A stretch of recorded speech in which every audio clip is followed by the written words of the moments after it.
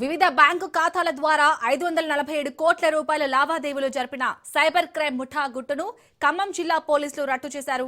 అంతర్జాతీయ cyber crime నేరస్తులతో జతకట్టి విదేశాల్లో call సెంటర్లు నిర్వహిస్తున్న సత్తుపల్లి ప్రాంతానికి చెందిన ముఠా పట్టుబడినట్లు ఖమ్మం సిపి సునీల్ దత్ తెలిపారు. మ్యాట్రిమోనీ, రివార్డు పాయింట్లు, గేమింగ్, బెట్టింగ్, షేర్ మార్కెట్లో పెట్టుబడులు, క్రిప్టో కరెన్సీ ట్రేడింగ్ పేరుతో నిందితులు మోసగించినట్టు పోలీసులను గుర్తించారు. సత్తుపల్లి ప్రాంతానికి చెందిన పోట్రు మనోజ్ కళ్యాణ్, ఉడతలేని వికాస్ చౌదరి, పోట్రు ప్రవీణ్, మేడ భానుప్రియ, మేడ సతీష్, మోరంపూడి చెన్నకేశవులతో పాటు మరో 11 మందిని అరెస్ట్ చేసినట్టు సిపి తెలిపారు.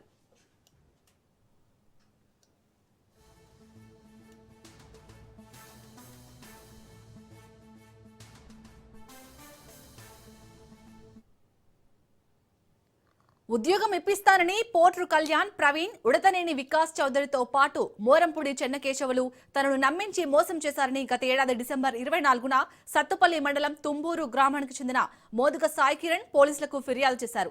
2 బ్యాంకులలో ఖాతా తెరిపించి అకౌంట్లకు సంబంధించిన వివరాలు, ఏటీఎం కార్డు తీసుకున్నారని ఫిర్యాదులో పేర్కొన్నాడు.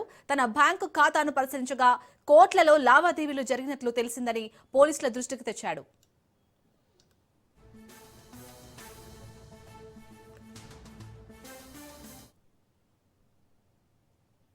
నిందితులపై పోలీసులు కేసు నమోదు చేసి దర్యాప్తు చేయగా వివిధ బ్యాంకు ఖాతాల ద్వారా నిందితులు 547 కోట్ల లావాదేవీలు జరిపినట్టు గుర్తించారు.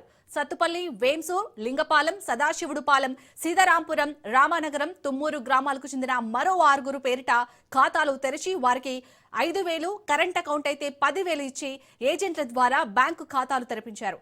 అనంతరం ఆ ఖాతాలను సైబర్ నేరాలకు వినియోగించుకున్నారని సిపి వివరించారు. నేరస్తుల బ్యాంక్ అకౌంట్లపై దేశవ్యాప్తంగా పలు రాష్ట్రాలలో వందల సంఖ్యలో సైబర్ క్రైమ్ ఫిర్యాదులు అందాయని తెలిపారు.